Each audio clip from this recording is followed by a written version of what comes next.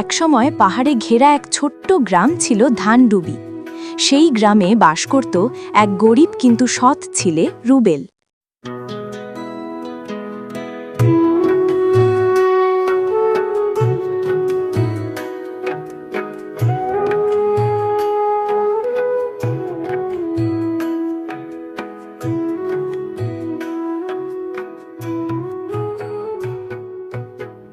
বাবা, আজও কি এত দূর জঙ্গলে যাবি?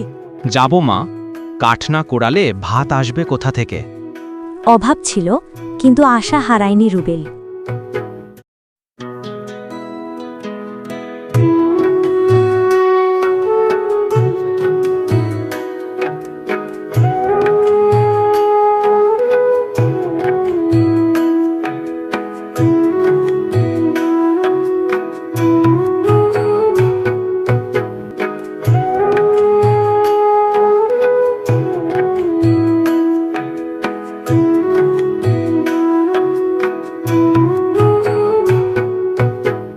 এই যে, হঠাৎ এমন ঝড় কেন?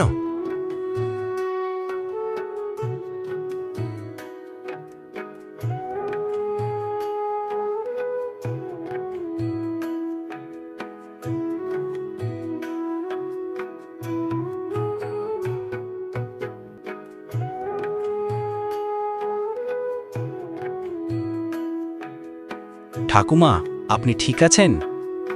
বাছা, আমি আর পারছি না। রুবেল তাকে পানি খাওয়ায়, বসতে দেয়।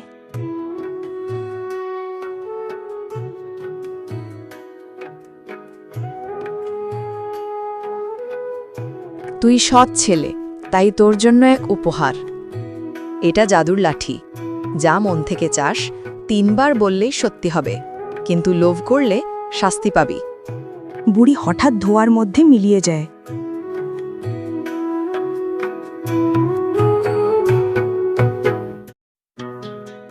বুড়ি ঠাকুমা, আপনি কোথায় গেলেন? রুবেলের জীবনে শুরু হলো জাদুর।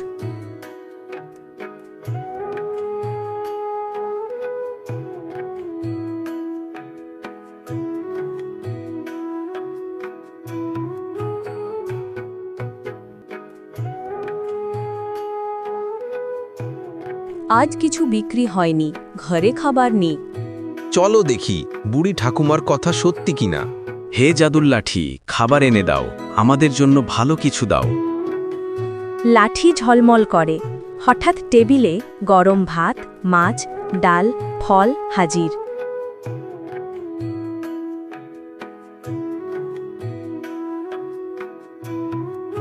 বাবা, এই সব কোথা থেকে এলো? একটা ভালো পরী সাহায্য করেছে মা। সেই দিন থেকেই রুবেলের জীবন বদলাতে শুরু করল।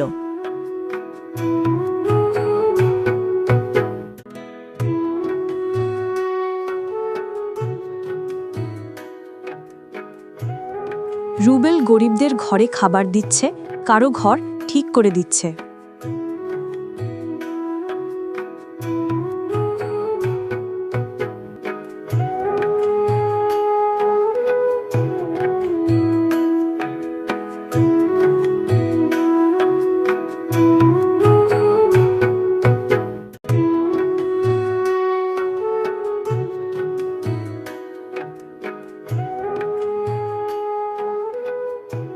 রুবেল ভাই, আল্লাহ তোমার মঙ্গল করুক। তুমি আমাদের গ্রামের ফেরেশতা। রুবেলের খ্যাতি ছড়িয়ে পড়ল চারদিকে, কিন্তু এই সুখ রাজাকে পছন্দ হলো না।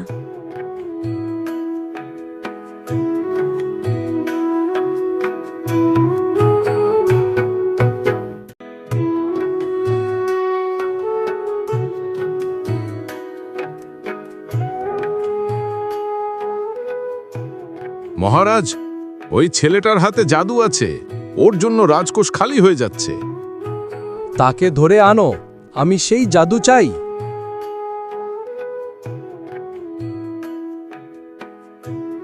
তুই কি জাদু জানিস? না মহারাজ, আমি শুধু মানুষকে সাহায্য করি। চুপ, ওই লাঠি আমাকে দি।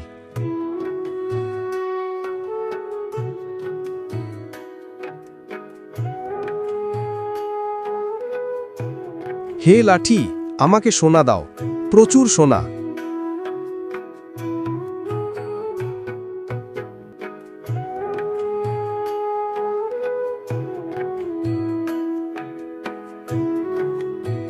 হে লাঠি আরও সোনা দাও আরও প্রাসাদ দাও। লাঠি কাঁপতে শুরু করে, বুড়ির ভয়ানক কণ্ঠ শোনা যায়।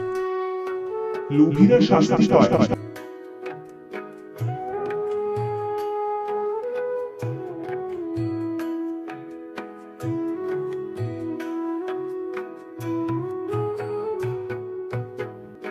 বজ্রপাত, রাজা মন্ত্রী সোনা ঘূর্ণির মধ্যে মিলিয়ে যায়।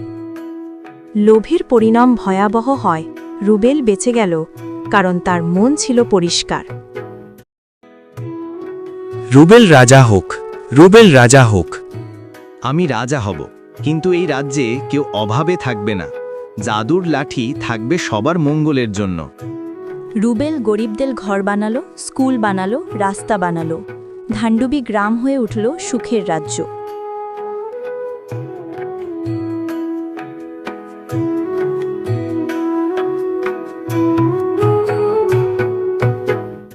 বৃদ্ধ রুবেল রাজবাগানে বসে, হাতে পুরনো জাদুর লাঠি।